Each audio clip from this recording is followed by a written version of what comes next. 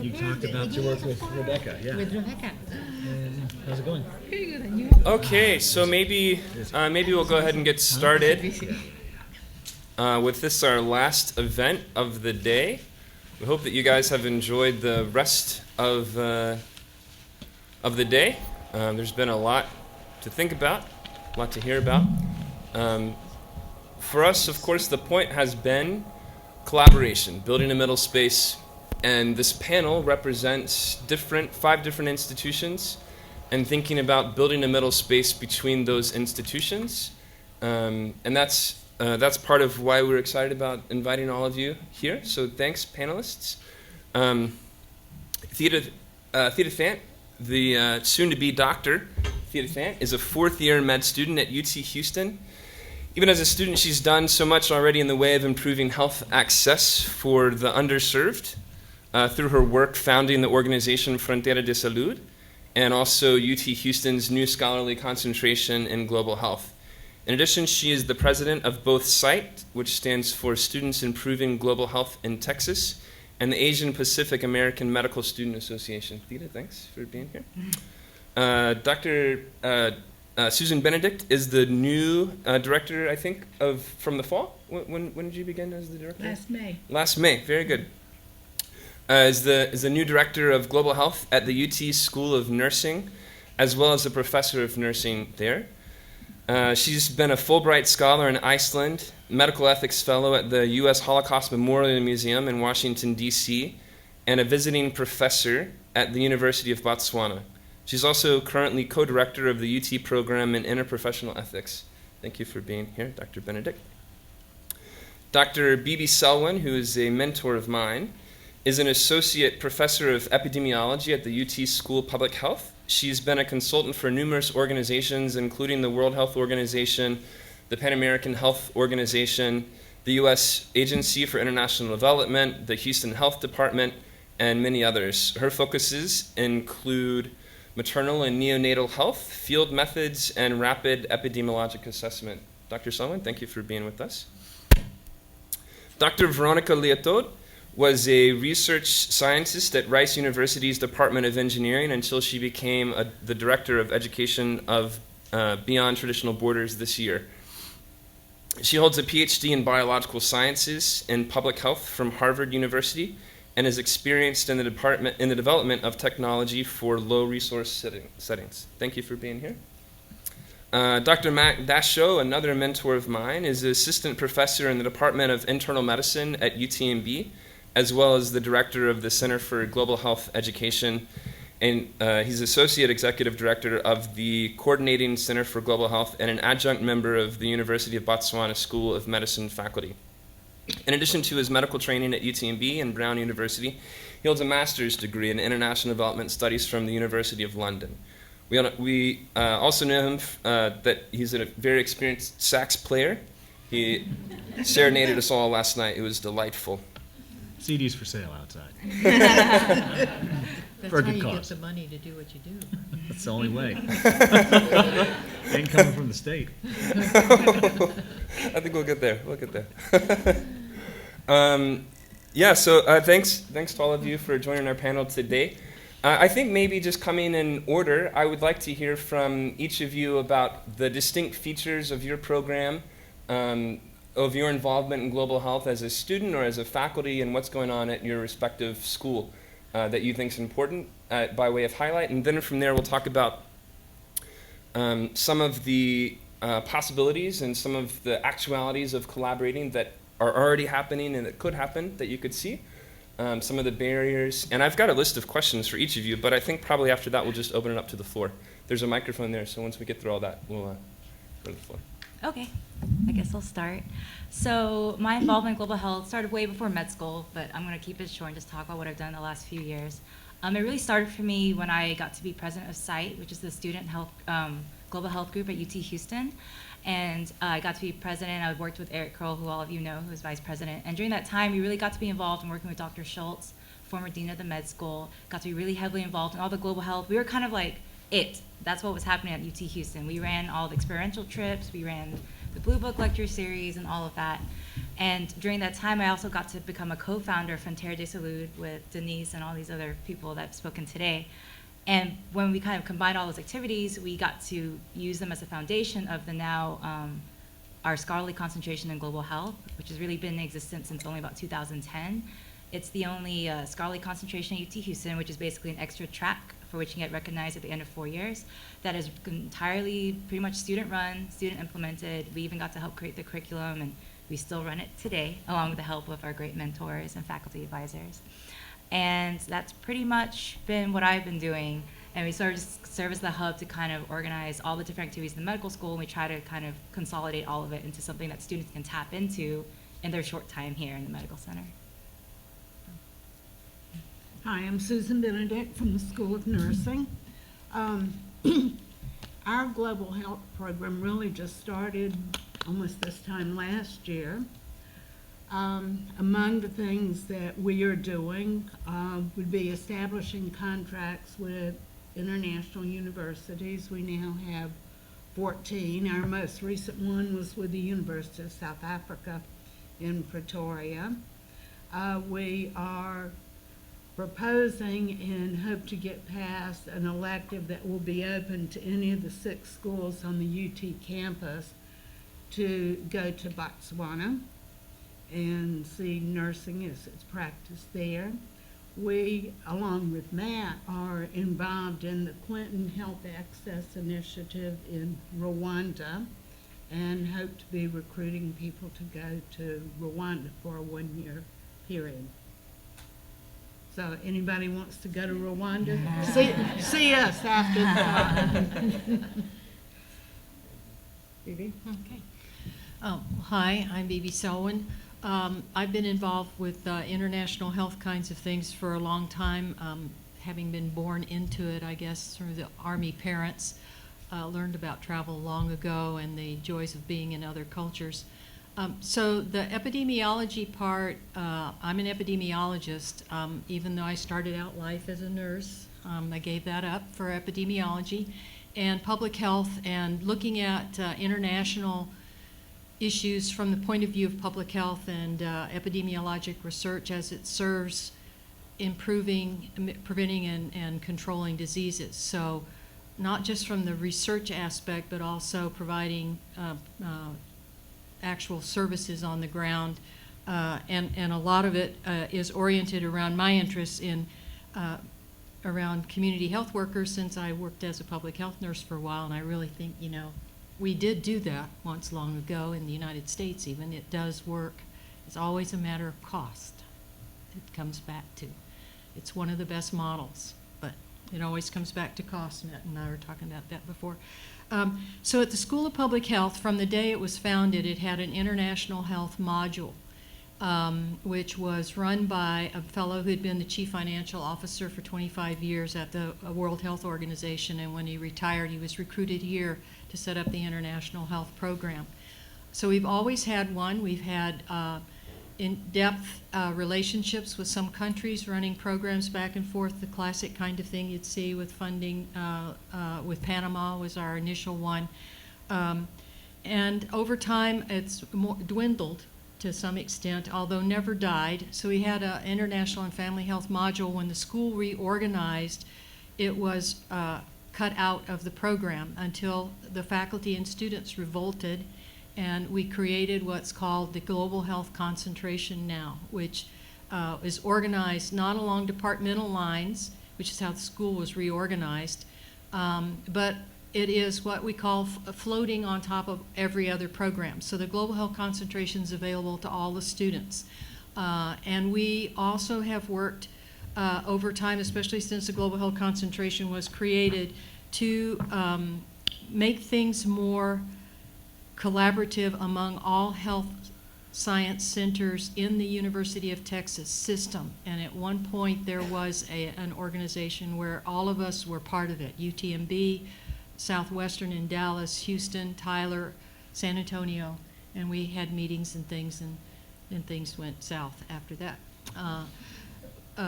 Because UT system, I don't know if they totally closed the office or what happened, but things dwindled. But at any rate, We still have collaboratives. So we were working with Baylor very closely, our global health concentration. We had a Fogarty training grant together. We've got relationships with people at UTMB, also focused around global health and how to get a global health concentration going. Ours was like the first, and then UTMB started organizing theirs. Baylor was interested in doing such for medical students. UT Med School was interested in doing one for their medical students. And so we have tried, and Eric knows about this because we sat at the same table working. How long ago was that? Was he here? Was that 2 years ago? It was probably about 2 years ago. At least two, maybe This is three. getting- The will is always there. It's the bureaucratic barriers. But we actually this year, for the first time, officially have the cooperative relationships with our courses between UT Med School with our Global Health Concentration overview course. And then this semester we're doing it with the seminar series, feeding into the Blue Book series, the Global Health one from. So we've actually managed to overcome some of the barriers, but it's taken 2 or 3 years. So the people who talk about persistence as a quality, patience and persistence, I think persistence is probably more important than patience. Probably impatience helps keep you persistent. I don't know. But we actually do have these relationships now, and so for the educational point of view, we've got a lot. And then we have worked with Baylor through the shoulder to shoulder, and our students have gone and worked with UTMB and gone to different countries. So public health students kind of are eclectic, I guess. They either that or could use another word, kind of willing to sell ourselves to whoever will pay our way. At any rate, so there's lots of opportunities, but you do have to develop a certain amount of flexibility to do it. Hi everyone, my name is Veronica Leaurtaud. I'm also the new director at Rice University for our educational global health initiative. That initiative was founded by Rebecca Richards Cortum, Professor Richards Cortum at Rice in 2006 with funding from the Howard Hughes Medical Institute. So since 2006, this initiative started just with a class, very simple. We were developing one class in bioengineering in global health. And the thought was that we could teach these very technical concepts in biology, physiology, engineering, always tailoring them to address a global health issue. So if I was to teach students about infectious disease, I would not only talk about the biology of viruses, I would always speak side by side about the prevalent diseases in the developing world and in the developed world. That curriculum, that activity, that one class has expanded as well for a high school student curriculum. So every year we host at Rice opportunities for high school teachers. If you know any of them, please send them my way. We host this workshop for high school teachers so that they learn this material and they can teach it. And now this curriculum is accepted in the state of Texas as a science credit for high school students. So that started with that simple bioengineering for global health. It has expanded to other classes.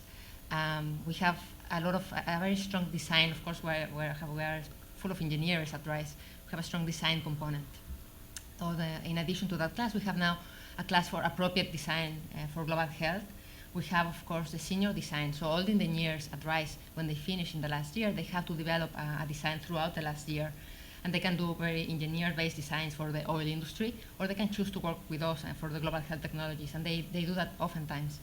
So this capstone design course that everybody goes through at Rice, it's open not only to engineers, but also to students from all disciplines that want to participate in their senior year.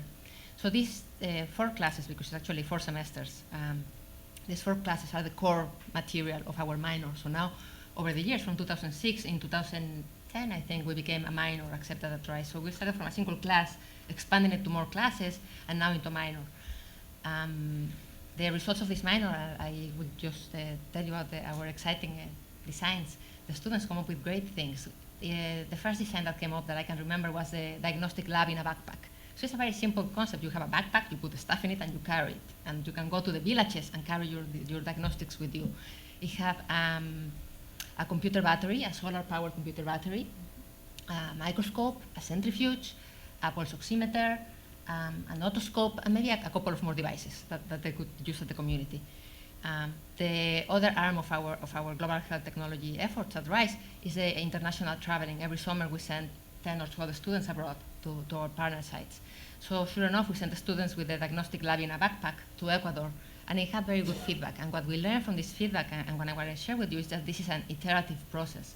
So every year we send the students to test these technologies. They come back and they tell us. And it's only 10 students that we send, 10 or 12, but it benefits all the students in the program because they come back with this information. So what they said is, you know, the microscope is expensive, or the centrifuge is expensive in terms of money or energy.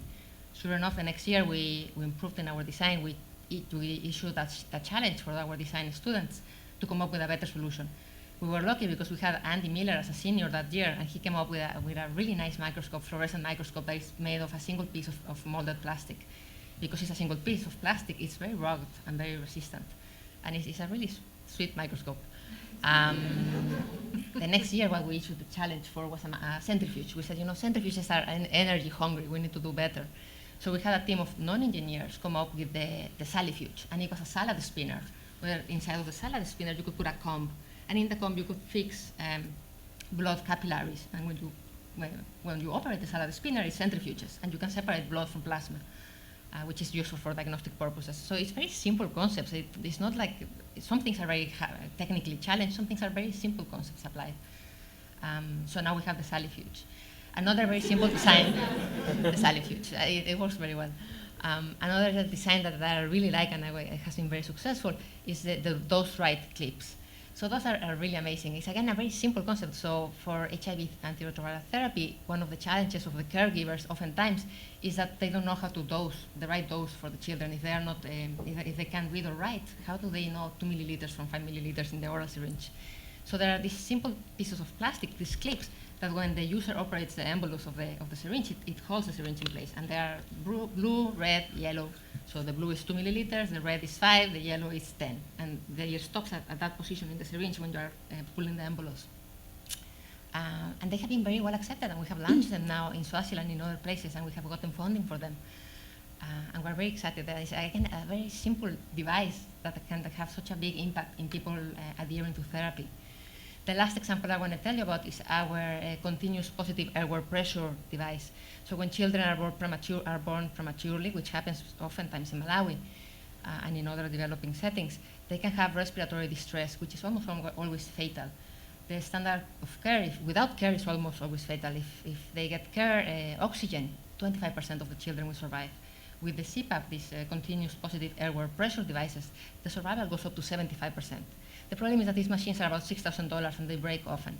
So we issued the challenge again to our students. We came to them, and they are amazing. What they did is that they developed this machine that would take air from the room and pressurize it and pump it into the baby so that they now can breathe using aquarium fish pumps, aquarium tanks pumps.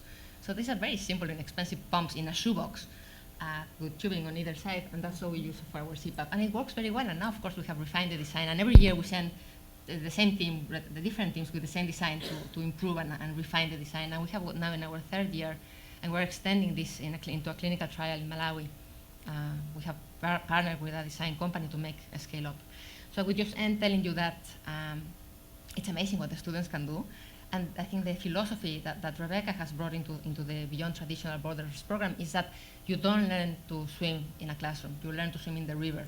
So we take our students to the river and we drop them there, and they do amazing stuff.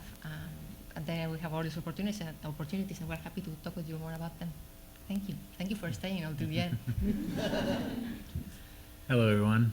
I'm Matt Dacso. I think this conference has been amazing. I think collaboration is very good. But I think I just want everybody to please give a round of applause for the organizers, because I think they've done a really, really good job. And I only had to do that because A, because it's the end of the day, and B, because it's really hard to follow the engineers because they do really cool stuff, like what do I do when I go? I have meetings, they're like, oh, I took a CPAP in a shoebox, and I'm going to save millions of kids' lives with this CPAP in a shoebox. I don't even know how to make that, Me neither. So it's so cool. I guess I'll be very brief. I had my experience, my first global health, I guess you'd say, experience as a first-year medical student, I went on a clinical rotation to Lima, Peru, and I did a tropical medicine rotation that I was entirely underqualified to participate in. I was put into awkward positions that I had no preparation to understand, and I think having that experience influenced my approach to how I run our global health program now, and it certainly my experiences over the subsequent years since my first year of medical school in the Dominican Republic, in Botswana, in Mexico, in various parts of the world have all been very informative to me and shaped the way that I have approached the teaching of other medical students that are interested, which is encouraging a great deal of self-evaluation and criticism. And it's sometimes very frustrating, I think, to be in our classes at UTMB because we do challenge our students to think critically about their motivations, their biases, their own ethics, their what they are bringing to the table when they're thinking about doing international work. And I think that sometimes is very challenging, but hopefully they emerge happy and strong and to be able to do good work. So at UTMB we have a global health track for our medical students. We run an interprofessional course. And when I say interprofessional, I mean we have a health science campus. So it's not interprofessional in that we have lawyers and engineers, and we don't have all that at UTMB. We live on a rock, a barrier reef, and we're a small place. You should come out and visit sometime and swim in the brown water. It's very nice, year-round. So we have this track, and we have an interprofessional course that Fahim told us all about a little bit earlier. And we teach nurses and PAs and PTs, OTs, lab science students, all rudiments and fundamentals and concepts in global health. And I think the International Development Studies degree really did influence my approach to the curriculum. So with respect to collaboration, I think this is really cool because I'm sitting up on this stage and I know all these people. I mean, I just I just met Theta today, and we were kvetching about our administrations and like how we can't get anything done. And we were bonding, even though I'm a faculty member and she's a student. We all have the same problems. It's cool. That was a collaboration that was built out of this conference. I met Susan in Botswana alongside her colleague Tom Mackey, who we had reached out to when we were invited to join the Rwanda HRH Human Resources for Health Consortium. And Susan, turns out, was in Botswana at the same time I was in Botswana, and Ed Machine was in Botswana, and Ed Pettit was in Botswana. We were all there at the same time. We never crossed paths. And that's just amazing. That's to me is very cool. And so, and BB, Joe Selwyn, and I, we met at Southwestern Conference about a year and a half ago, and when I just was fresh out of Africa, and she was educating me about this complex UT system thing. And then, I met Veronica in November when I was helping to organize this IEEE conference that was held in Houston, and she gave a really nice presentation. So I think it's cool. I think collaborations are kind of what it's all about. The problem, as Dr. Selwyn mentioned, it's at the level of the administration a lot of times, and it's politics and it's institutional barriers. It's sort of old, crotchety institutions that don't know how to interact with each other. The money for the credit hours. Yeah, exactly. And so, what's amazing to me is that you guys, that this is a student-run conference. And I think that the importance of that cannot be underscored, because that's where the impetus for all these collaborations happen. It's not going to happen with the bosses. It's not going to happen. The high levels, we all want to collaborate. We're just sort of trying to figure out how to navigate all of the institutional politics. Where the real collaborations happen is here. It happens here in these type of fora. So I think it's so great that Michael and the executive committee put it together. And I think it's weird Michael called me a mentor. I see him as sort of like he teaches me more stuff than I teach him. So, but That's a collaboration too. It's a collaboration. It's bilateral. Collaboration goes both ways. So I'm going to stop there, and because you probably want to ask stuff. I think I just have one question, and then I'm going to open it up to the floor. Panelists, you've heard each other speak a little bit. I wonder if there's anything that you'd like to respond to sort of dialogically. And, you went very linearly. I don't know if anyone said anything that you think is that you'd like to repeat or to speak back to each other, and then we'll just go to the floor. When Dr. Selwyn was speaking, you said that the efforts at your institution are interdisciplinary. Mm-hmm. And that is one of the things that we do at RISE. We try to make it interdisciplinary. So I forgot to say that it's not only engineers. 10% of all RISE students participate in our programs, and the engineers are not even half of them, maybe. The other half are just policies and Mhm. economists and whatever. And they do fantastic stuff. So when you were speaking, it resonated with me. I'm thinking, yes, multidisciplinary is the way to go. Mhm. And I think the only other thing I would want to say is when we had our Fogarty Higher funding from the Fogarty Center at the NIH, the whole goal was to provide funding for students, not just for research. So we had to skip around the slight inconvenience that it was NIH funding and they wanted everything to be research. So we discovered, of course, we can be quite flexible in public health and make anything into research. So that was one problem. So there is an issue about where the funding comes from and what's allowed from the funding institution to do. But the other was giving people their first chance to do international work as a professional in the health or medical field. And for us in public health, it's trickier. Physicians can go off and do their 1 week looking at sore throats in a clinic, and it's considered international health work. That doesn't count for me, but I'm biased. So our problem is how to find situations where people having their first public health experience, their first experience with some public health training, where doing something professional in the public health or medical care area can count. Because you can't get, it's a catch-22, you can't get hired till you had an experience, but no one will hire you if you haven't had experience, but you can't get hired unless you've, so we consciously made the decision, and we actually chose students who did not have previous experience for the higher fellowships for that particular reason. And we had applicants who were like fabulous, you know, convincing us of their 15 years of experience in somewhere. Well, yeah, but we were on purpose picking the people who hadn't gone yet in order to give those folks a chance to get a flavor. For one, do you really want to do that? Do you want to commit to the issues that Matt was describing when you go to work in a setting that's not your normal cultural, social setting? And it doesn't have to just be in the United States, I mean, in another country. It could be within the United States. You heard people talking about the Bhutan refugees and the folks y'all worked with, Angie, the Burmese, and so people from different cultures, the same issues become out. But do you really want to do that for the rest of your life? You better know now. And if you do, you've had your first experience. It may have only been a month or 6 weeks or hopefully 2 months. But that's where I see we need a lot more, I guess we need more push to get those kinds of funds made available.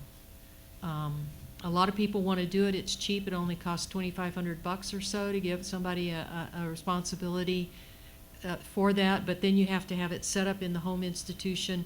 We had a lot of people last year at the Dallas conference. We had people from low and middle income countries talking about the burden on them to have us come and visit. You know, do we ever think about that? What is the reciprocal payoff to them for taking care of our know-nothings when they are there? Housing, dealing with the culture shock, all of those things. They're the ones who wind up being burdened with that.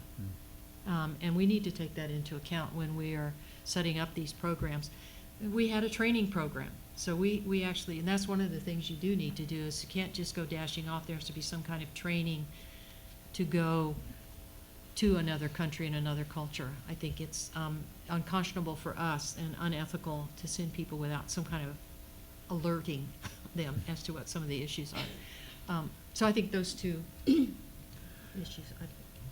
And I think these collaborations are about relationships too. I was listening to BB talk there, and I was just thinking about, you know, how what a great model it is when you can send a public health student either studying for an MPH or a DRPH or a PhD in public health, to go with some medical students and go work together in collaboration with host partners that have you doing stuff that they want you to do. Fahim did a great job sort of in outlining a process of what some people would call community-based participatory research, which is, the first step of which is just an open dialogue and discussion with a host partner saying, hey, what are you guys doing? Are you interested in anything that we can help out with? We don't have large, big, huge grants. We don't have PEPFAR dollars. We're not on a MEPI program. We're not burdened with money. We want to make a relationship. We want to establish some expectations, and then we want to help you do something interesting. And so I found that like a great model. Michael went to Kenya with some of our students, and they did an amazing project, and I was inspired by that. One of our MPH students sitting in the audience, to not be named but pointed out, Seth, is working with a group in Lima, and we're looking at doing a community-based malnutrition assessment, an impact assessment of a program that's going on there. And I don't have the epi chops for that. I see hypertension, diabetes, obesity, and back pain, and I know how to do that. But when you start getting into epi 3, I'm a little lost. So we need that. We need that on the clinical side. We don't really know what we're doing a lot of times, but we're often afraid to ask for help because we also it's a sign of weakness, and we get eaten by lions if we don't if we're weak. So so I think these collaborations. I spoke with Veronica when we were in Houston about hey, could we? There's a role for medical students in some of the stuff you guys are doing. They could really learn a lot about engineering from going out and piloting this. It was a point of care HIV PCR test, and it was just very cool. And I said, they could learn going with Engineers Without Borders, and seeing how they implement these projects. There's a lot to be learned there from other disciplines. It's just, and this is the forum where those kind of things, I think, happen. I just wanted to say, as the only student on this panel, I'm just completely honored to be here with all these real experts here who can actually. We are experts because it says so on the panel. But I just want to reiterate what everyone's been saying about the collaborative effort here, because one of my favorite parts of this conference so far has been not just all the wonderful speakers and posters and abstracts I've heard, but the discussions that happen in between. When Dr. Dacso sat down with me and the rest of our leadership team and gave us all these great tips to help us with our concentration and commiserated with us with all the things he's been through. I look here and I just see all this potential for everyone's already done these things ahead of us, and it's why start from scratch when we can all work together and just raise each other up to the next level. So I just want to say I'm really honored to get to have this opportunity to be here.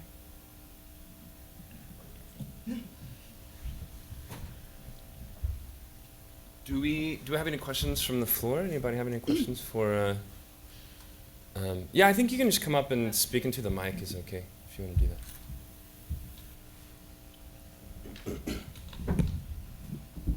Thank you very much to everyone on the panel. I'm Ed Pettit. I'm a second-year master's student at the UT School of Public Health, and I'm currently taking a class that's co-taught between UT School of Public Health and the Rice University Humanities Department on global human trafficking. And it's been a great experience. I've also taken part in the Global Health Overview class where we had students at UT Med involved. And those of you on the panel hearing each other today, do you see any other opportunities to develop those kinds of cross-institutional classes? I don't want to put you on the spot, but I kind of do. Do you see any potential collaborations or ways to expand what we're currently doing? Because I think if you can collaborate in the classroom, that leads to collaborations outside of the classroom in terms of research and service. There's definitely huge, I think there's so many opportunities, and we're just now realizing today, how many we're not taking advantage of. Currently at the UT Houston Medical School concentration, we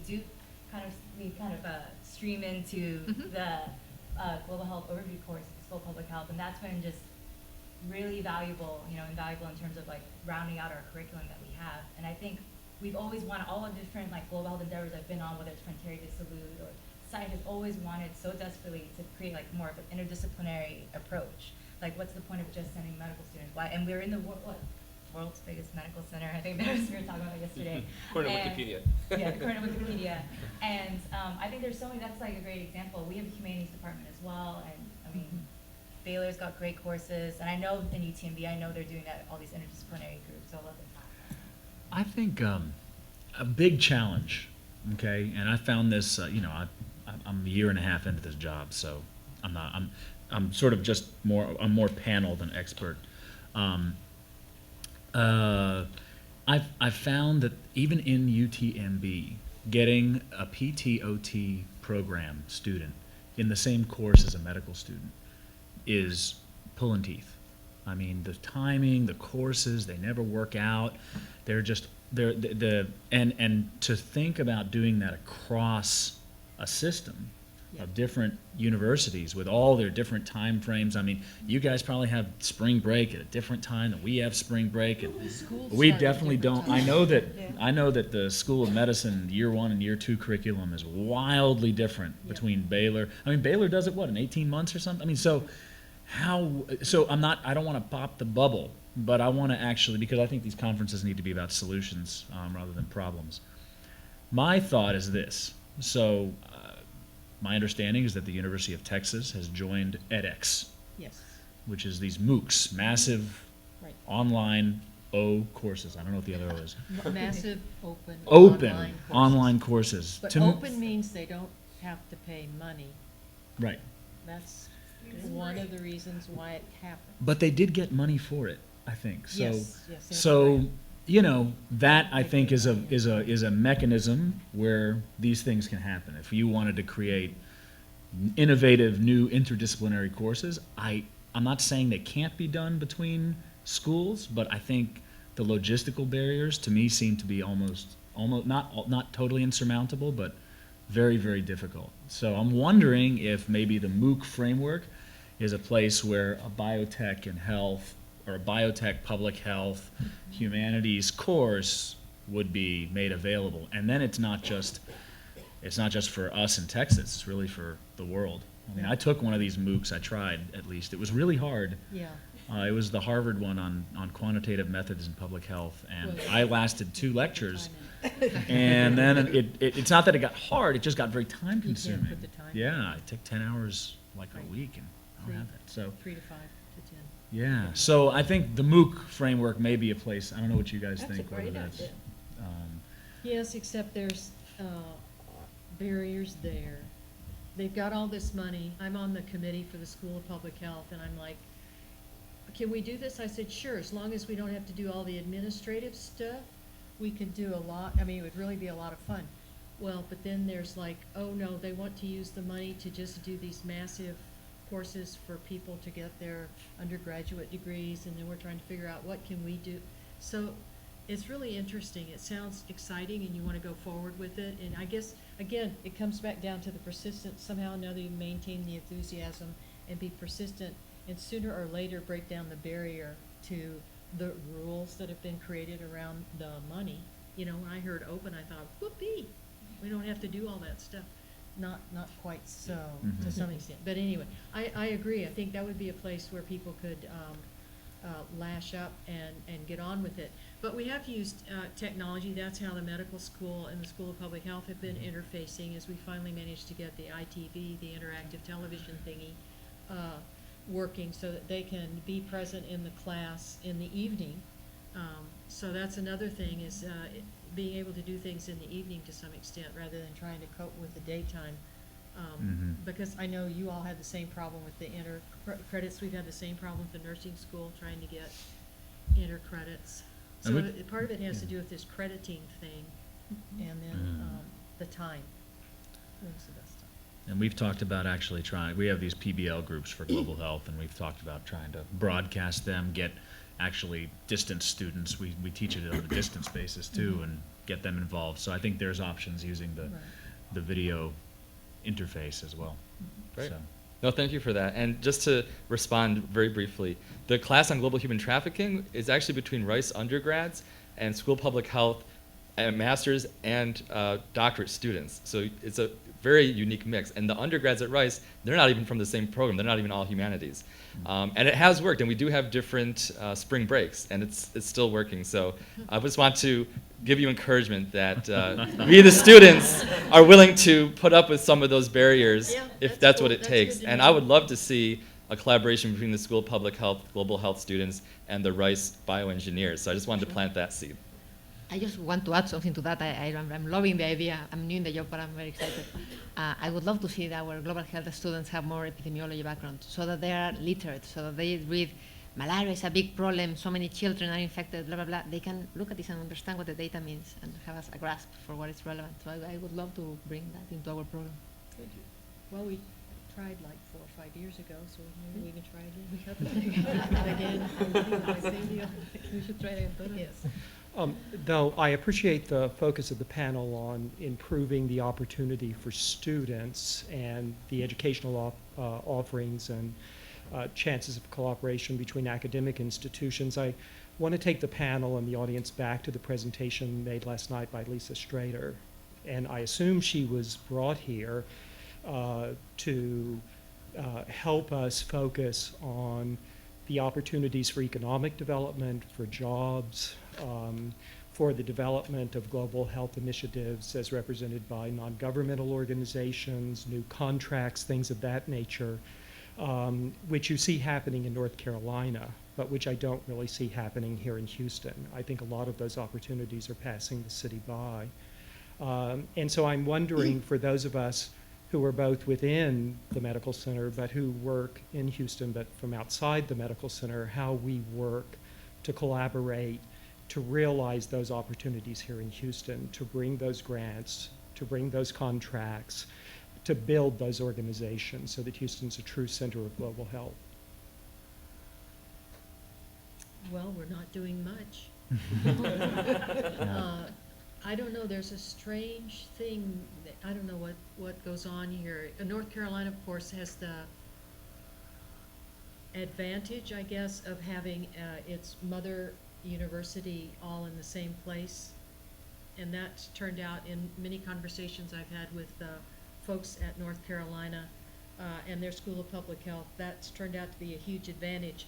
We have the University of Houston and we have Rice that many of us have got collaborative agreements with, but it's somehow or another it's not quite the same as when it's your own parent university with multitudes of undergraduate students. It creates this huge volume that you can bring to bear on it. So that's another place where inner workings among us in the Texas Medical Center and including UTMB, et cetera, would have to be brought to bear on that. But the USDA underhandedly, secretively came to visit with us at the School of Public Health and said, won't you all please take some of our money?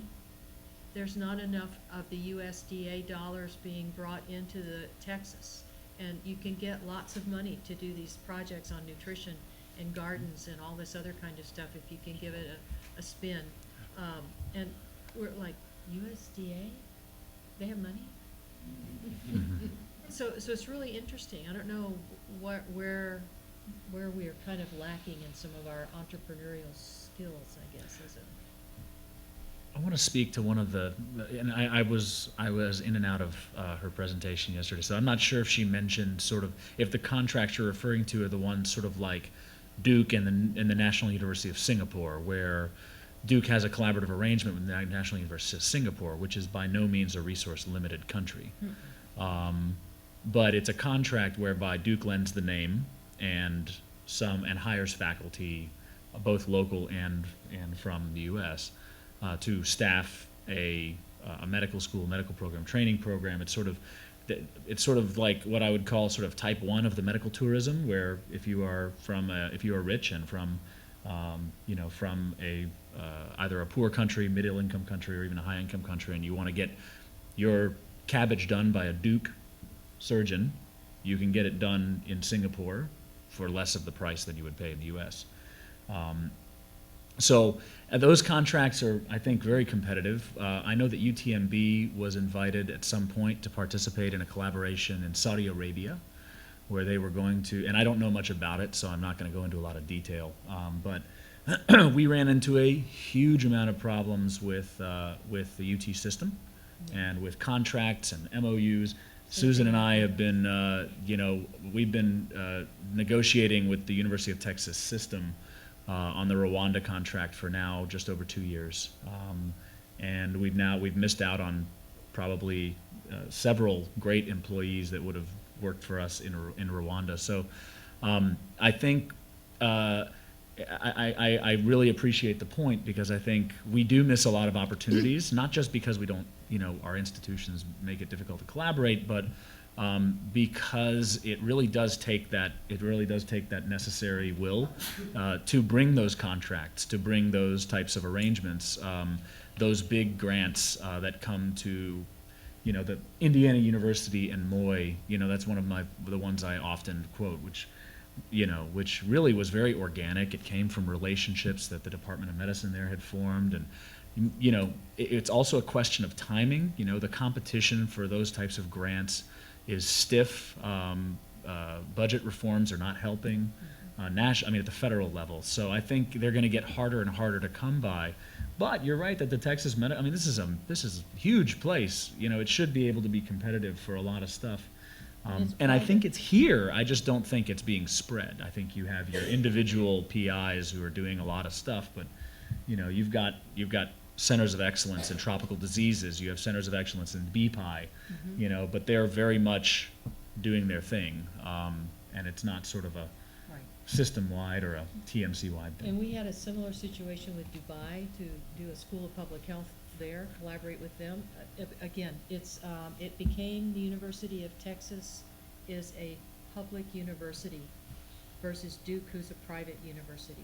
So it's interesting to talk with North Carolina, since they are also state university. But for us, it became a problem with the same kinds of politics and issues. We're not just dealing with a private university that can do what it wants. Rice, much more agile. Baylor, much more agile. School of Public Health, dealing with the University of Texas, the legislators, the regents. It's very interesting when you start looking at where some of the issues are. Anyway, there's I don't wanna even sense a disconnect between the system and the main campus in Austin and their strategic plan, which clearly states by 2015, every student who wants an overseas opportunity shall have it. Well, here, it's... Are you going to put out the dirty laundry now?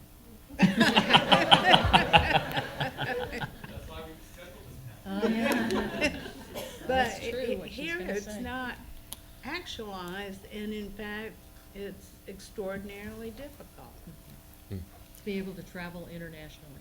So I wish we had a lot more Anyway, time, but those are there's a negatives. question here Well, that's plus, been did you have up, a question? and a question here. So I think we just have time for these two questions, and then we'll be done.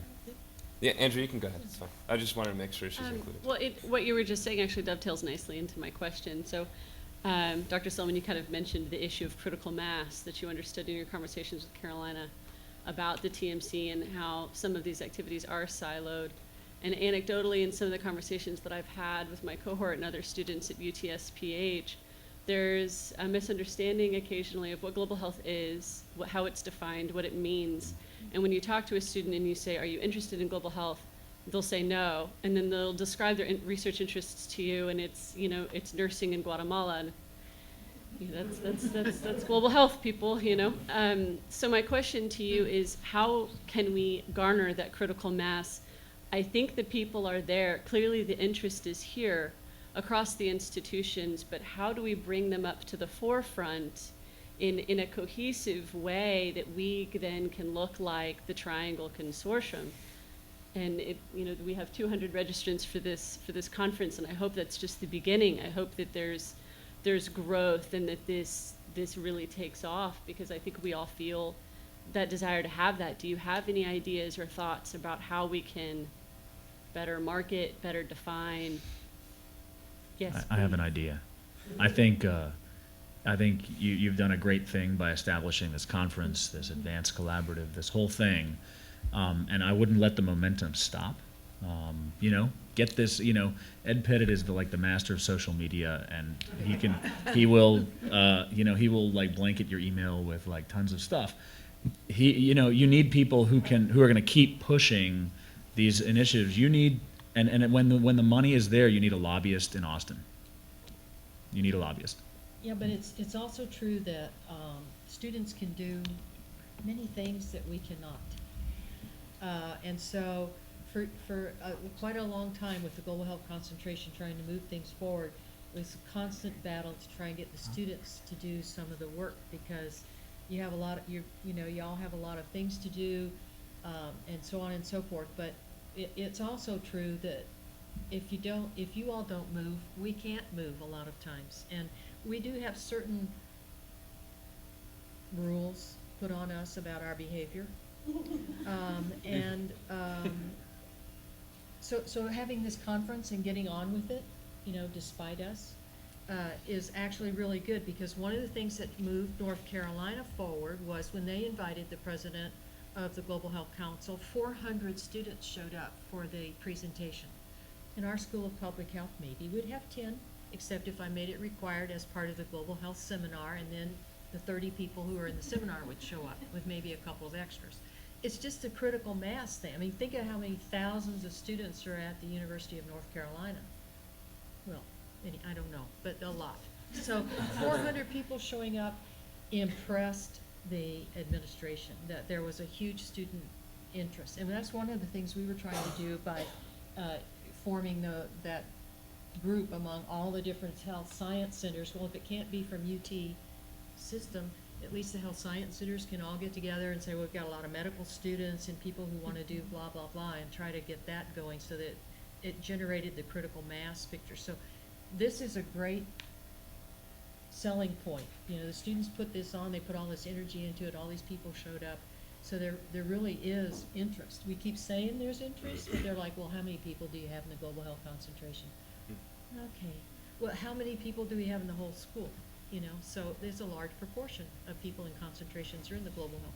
So, you know, we need to learn how to manipulate and use some of those pieces of data. Yeah. But I agree with Matt. This is, you know, having you all put this on and is showing that there is critical interest among the whole TMC, and if some way we can move that forward. Yeah, I don't want to act like a panelist, but when we met with Dr. Robbins, he said, when Ed, Eric, and I met with him, he said there's a lot that we can't do until there's student pressure across the board to say this is something that needs to happen. And so when we were talking about how we move forward, everyone agreed, including Dr. Robinson, who was very adamant about this, that this being a student-led, student-run, student-pushed thing allows other people to put leverage points on higher-level administration that couldn't happen anyway. So I just want to say that. Thanks for letting me be a panelist for a second, and then go to a question. That was a nice segue into my question. I'm Dana Sanders. I'm a fourth-year medical student at Baylor. I wanted to ask if logistically the internet courses that you were discussing, were the hurdles more so the requirements in the timeline, or was it an amount of time issue? Because my thought in having done a variety of different things in medical school and being familiar with technology, if you start something as a non-credit class and it works out well, then do you think that the institutions would eventually accept it as credit? And then by the same accord, if the students start something, then the institutions will, like you said, lever the administration into being more collaborative and working together. If the online classes were to be collaborative, but non-credit, do you think that the institutions would respectively pick that up as something worthwhile? So that's another issue. Non-credit means no money, right? So that's one of the issues that turned with the MOOCs, and I'm not sure how that all works, but in our place, we can offer courses for non-credit, but it would still have to be paid for. You know, students would have to pay for it. then the issue of do you get credit or not also is an issue that is sort of a secondary issue. Okay. As to whether or not the institution that is willing to accept that some number of credits for that, because it's coming from an accredited university. Okay. I guess my thought was, if it's framed as a seminar and you have an expert give one talk on each thing, that's something that someone is usually willing to do pro Yep. bono. Sure. And so if you have enough people give one recorded podcast or one recorded video cast, and you can compile that into an online database that could be used, even not on a timeline, but people could watch the lectures and then discuss in a forum when their schedule permits, if that's something that would start as fluid and allow people that are busy medical professionals to participate, but then eventually solidify into something that could be for credit. Mhm. Do you think that that's feasible? Oh, it's if always student- feasible. Okay. Yeah. I just want to say real quick, so that was kind of the sneaky method we used at the UT Houston Medical School to get our concentration started. It was something that had been worked on for so long and just hadn't really gone anywhere. And then when my group got the chance to kind of take a hold of this thing, we basically went ahead and just set up the curriculum as we wanted it and just started telling students to go if they one day wanted to get credit for a concentration. And students went, and then for some of them, one day it became a concentration, and they got to graduate with that designation. So, and now we do have one that students will be actively graduating from. So that's a very, it's a specific example, but at least within our medical school, we created a whole extra curriculum exactly like that. Well, Like and with that's a using no perfect money, example of bringing in using free students to speakers. get Yep. administrations and often statewide or national organizations to do what you want them to, which could then make this collaborative not just about education, but also about applying for those kind of grants and getting people in a room long enough to actually discuss the issues. Like the USDA actually has funding, and there's a huge nutrition research center here, and those kind of collaborations Mhm. could stem from the students and from an education initiative. Mhm. I want to thank our panelists for presenting us with lots of different ways to think about collaboration, what's going on, and a couple of vistas of how to move forward. The energy that we've seen from students and from faculty, I feel, has been really good and positive, and we aren't planning on this being our end-all, be-all. This is just a beginning, hopefully. So in a minute, Ed will orient you to surveys. We have 2 surveys. We wouldn't be public health students if we didn't give you a survey. But it's actually very important that you give us the data that we're asking for, because that data is going to drive our next steps. We really do plan on using that in a strategic way. So thinking about where to move forward, how to move forward, the degree of interest, measuring all of that, helping move that forward. So please take that seriously, and please also thank our panelists.